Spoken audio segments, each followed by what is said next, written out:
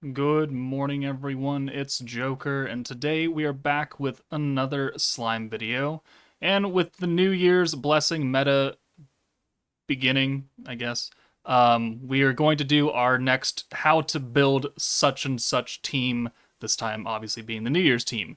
Now, we don't have the full meta yet. We do know that Milim and Shinsha will take two of these spots in the future when they do release, but now we're going to do this early to give people, an idea how to build it, because it's going to be a week until Milim drops and 2 weeks until Shinsha drops, and I don't really feel like pushing this video off that much longer. So we have the new Xion, we have the new Rimuru, and we have the new Diablo. They all work very, very well together. And to give you an idea of how this team is supposed to run, we're going to go into Beatdown Battle and do a very, very quick representation of what needs to happen to make this team effective. And then we will talk about substitution units that you can bring to make it a little bit more effective.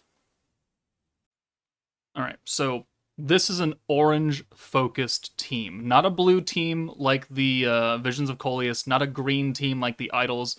We're focusing on orange orbs because that's what Xion does. She converts 3 greens and 3 blues into 6 oranges and gives all physical allies crit and synergy. So this is a physical orange-focused team, and it's a burst damage team, which means you don't have 400 points to play with. You don't have a lot of room for big time skills. You have to focus more on low cost skills with maybe a big time buff mixed in there, but primarily low cost, low, I guess, damage output, but still enough to get the job done to make it worth your while. So we're going to do this. We're going to send all these orbs away to Rimuru because that's how Diablo's orb change works. That's 6 right here. And then next turn, you'll see we have 59 points now, but because of how Xion works, we're actually going to get 89 points next turn because Xion for 4 turns gives us an extra 30 skill points passively. So it does increase how much you can do in a single turn. So 59, now 89. And this can go above the actual cap of 100. So next turn, if I do this, and I cap out at 100 points and I don't do anything, then next turn we're going to get 130 points because it can go over, but we're still going to get those 30. And boom, 130. And if I don't do anything here, it can be 160, and then it can be 190, and then it's going to stop because she only does it 4 times. So that is something that is very good to be aware of. Normally, orange converters give you 40 when you use them. This is passive, which makes things a little bit easier, but also a little bit harder at the same time. So we're going to use Xion here. She's going to give guaranteed crit and guaranteed synergy to all of our frontline because they're physical. Now we have 130 points to play with, so we can do this, an 80-point skill, and then a 40-point skill, which is Rimuru's attack buff and weakness strike. We can do those. We have the points for it. But very rarely are you going to run into a situation where you can do like 2 big-time 80-point skills alongside Rimuru, unless you're really playing around and you're using skills and then sending him away. But ideally, you just want to kill him very, very quickly. So Rimuru does 336k right there, and I think we finish it up with this 200% orb. Yeah, there you go. So we could have used another skill. We could have used Diablo's skill if we had waited. That's crit resistance down. We had Shizu in the back who does alt resistance down. But the idea is you kill in like 4-5 turns, and you do a lot of damage in 4 or 5 turns, but you're not doing like 8 million with the Visions of Coleus team. You're not stacking for 8 to 10 turns with the Idols and then nuking for, 4 million damage. You're doing 1 million. Maybe more if you have dupes, but the idea is low cost physical unit buffs. So, who can you bring on this team that is low cost and physical? Well, as long as your nuker's physical, your supports can be magic. Like we had the 2nd anniversary Hinata, and we had the 2nd anniversary Shizu. She's got a 40-point elemental buff, which is low cost, I would say, and Shizu's got a 25-point alt rush and 25% alt resistance down.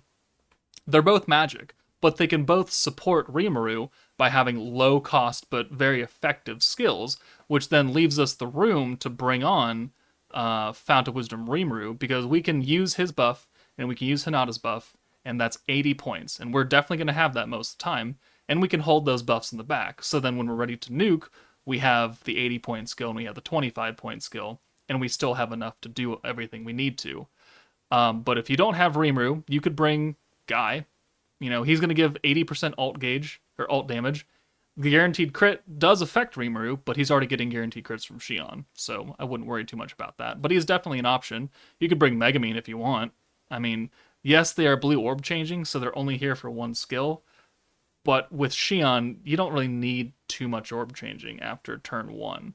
So that is quite nice. Low cost, like Fount of Wisdom Shizu or World Fantasy, doesn't really work on this team. She is low cost, but none of her skills are going to actually affect the new Rimuru. So you could bring... who could you bring? Let's see. You could bring Summer Shizu.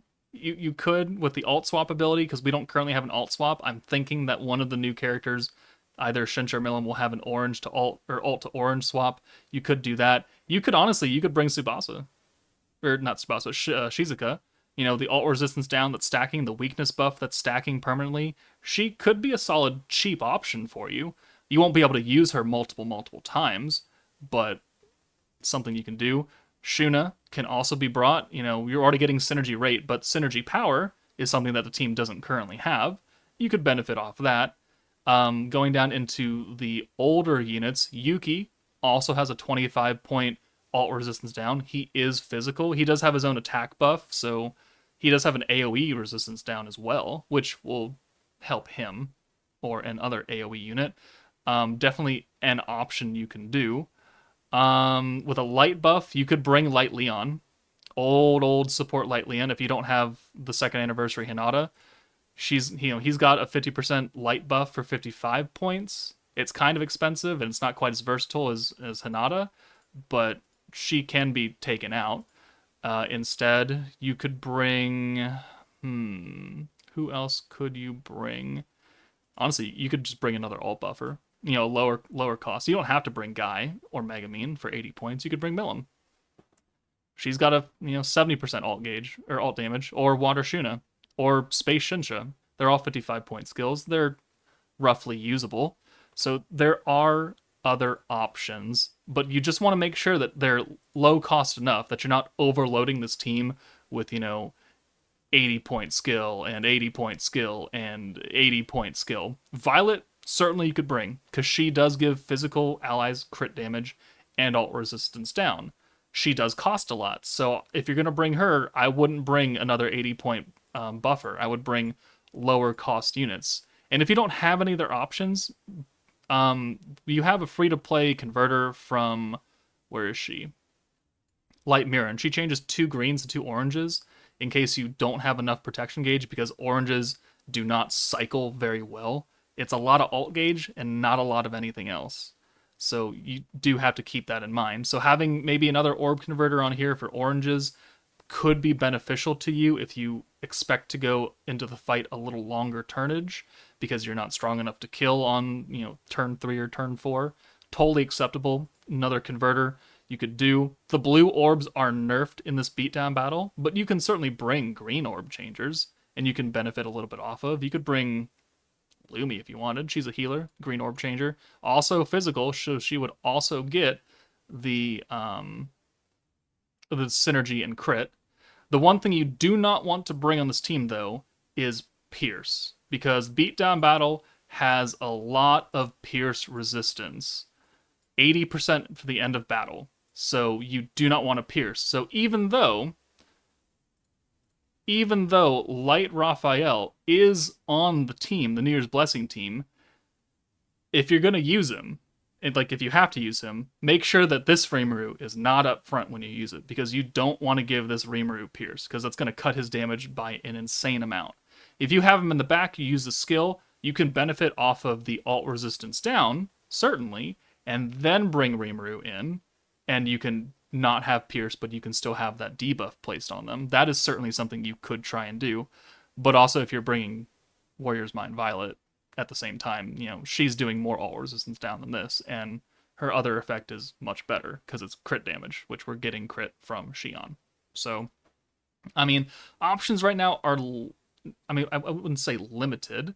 You could do this Xion, right? Wait, no, she's Warrior's Mind only. She stacks Warrior's Mind crit damage. Never mind. Don't bring her. I lied. Don't do that. You could bring the Hero 2.0. She's got the alt swap into green. She's got the orb damage plus the resistance down, which will help you nuke, and it's a low cost skill. She's also physical. She's also light, so she's going to get super weak point damage as well. Definitely a solid option. So right now, there are a few things you can do because Xion is doing so much by giving guaranteed crits and giving guaranteed synergy. It really cuts down on the amount of support units you need to bring to maximize your damage, because we don't need a synergy buffer anymore because we already got one.